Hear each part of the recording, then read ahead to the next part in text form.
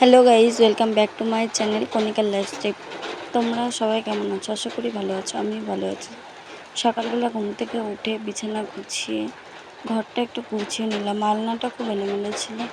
তারপরে ঘরটার গুছিয়ে ব্রাশ করে আসলাম। ব্রাশ করে এই যে আমার শাশুড়িকে খেতে দিয়েছি। শাশুড়ি খাচ্ছে। তো কি বলছে তোমরা শোনো।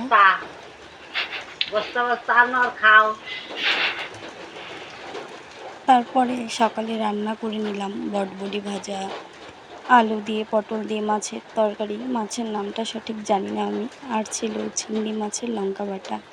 তো সমস্ত কাজ করে তারপরে স্নান দান করে আসলাম। স্নান দান করে একটু ফ্রেশ হয়ে নিচ্ছি।